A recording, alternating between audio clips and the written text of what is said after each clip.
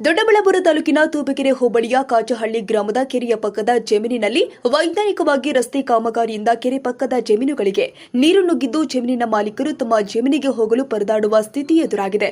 ಈ ವೇಳೆ ಮಾತನಾಡಿದ ಜಮೀನಿನ ಮಾಲೀಕರು ಆದ ಸುನಿಲ್ ಅವರು, ಕೆರೆಗೆ ನೀರು ಹೋಗುವ ದಾರಿಯನ್ನೆಲ್ಲ ಮುಚ್ಚಿದ್ದು ಕೆರೆಗೆ ಹೋಗುವ ನೀರು ನಮ್ಮ ಜಮೀನುಗಳಿಗೆ ನುಗ್ಗಿದ್ದಾವೆ. ಸ್ಥಳೀಯ ಪಂಚಾಯಿತಿ ಸದಸ್ಯರಿಗೆ ಮಾಹಿತಿ ನೀಡಿದ್ದು ಅವರು ತಾತ್ಕಾಲಿಕವಾಗಿ 3 ದೊಡ್ಡ ಪೈಪುಗಳನ್ನು ಅಳವಡಿಸುವುದಾಗಿ ಕಾಂಟ್ರಾಕ್ಟರ್ ಹೇಳಿದ್ದಾರೆ. ಅವರು ಈ ಕೆಲಸವನ್ನ ಮಾಡಿಲ್ಲ ಅಂದ್ರೆ ನಾವು ಬಿಜೆಪಿ ಮುಖಾಂತರ ರೋಡ್ ಅನ್ನ ತೆರವು ಮಾಡುವುದಾಗಿ ಹೇಳಿದ್ದಾರೆ.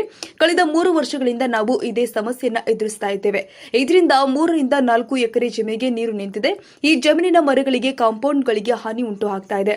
ಇದೇ ವೇಳೆ ಮಾತನಾಡಿದ ಮತ್ತೊಬ್ಬ ಜಮೀನಿನ ಮಾಲೀಕ ಭರತ್ ಬಾಬು, ಇದೇ ರೀತಿ ಜಮೀನಿನಲ್ಲಿ ನೀರು ನಿಂತರೆ ನಮಗೆ ಮುಂಗಾರು ಬೆಳೆಗೆ ತೊಂದರೆ ಆಗುತ್ತೆ ಎಂದರು.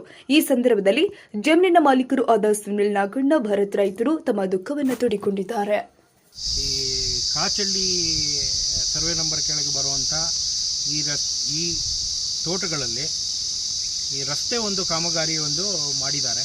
ಈ ರಸ್ತೆಯಿಂದ ಕೆರೆಗೆ ಬರುವಂಥ ನೀರಿಗೆ ಯಾವುದೇ ದಾರಿಯನ್ನು ಮಾಡಿಕೊಟ್ಟಿಲ್ಲ. ಇಲ್ಲಿಗೆ ಮುಖ್ಯವಾಗಿ 3 ಇದಕ್ಕೆ ಸೋರ್ಸ್ಗಳಿದ್ದಾವೆ. 3 ಸೋರ್ಸ್ಗಳಿಗೂ ನೀರು ಕೆರೆ ಒಳಗೆ ಹೋಗ್ದಿದ್ದ ಹಾಗೆ ರಸ್ತೆಯನ್ನು ಅಡ್ಡ ಮಾಡಿರೋದ್ರಿಂದ ಇಲ್ಲಿ ಭರತ್ ಅಂತ ನಾವು ಇವಾಗ ಏನಪ್ಪ ಇದು ವಿಷಯ ಮಾತಾಡ್ತಾ ಇರೋದು ಅಂದರೆ, ನಮ್ಮ ಹೊಲದಲ್ಲಿ ಬೆಳೆ ಇಕ್ಕಕ್ಕೆ ತೊಂದರೆ ಆಗ್ತಾ ಇರೋದ್ರಿಂದ ರಾಜಕಾಲುವೆ ಒತ್ತುವರಿ ಆಗಿರೋದ್ರಿಂದ ನೀರು ಬಂದು ನಮ್ಮ ಹೊಲದಲ್ಲಿ ಸ್ಟೋರೇಜ್ ಆಗ್ತಿದೆ.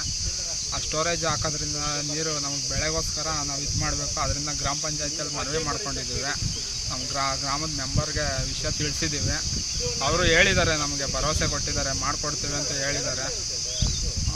ಈ ಒತ್ತುವರಿ ಆಗ ನಮಗೆ ರಾಗಿ ಬೆಳೆ ಇಕ್ಕೋದು ನಾವು ಅದಕ್ಕೆ ತುಂಬ ತೊಂದರೆ ಆಗುತ್ತೆ. ಗ್ರಾಮ ಪಂಚಾಯತಿಯಲ್ಲಿ ನಾವು ಕೇಳ್ಕೊತೀವಿ, ಇದ್ರ ಬಗ್ಗೆ ಸ್ವಲ್ಪ ಗಮನ ಹರಿಸಿ ಬಗೆಹರಿಸ್ಕೊಡ್ಬೇಕು.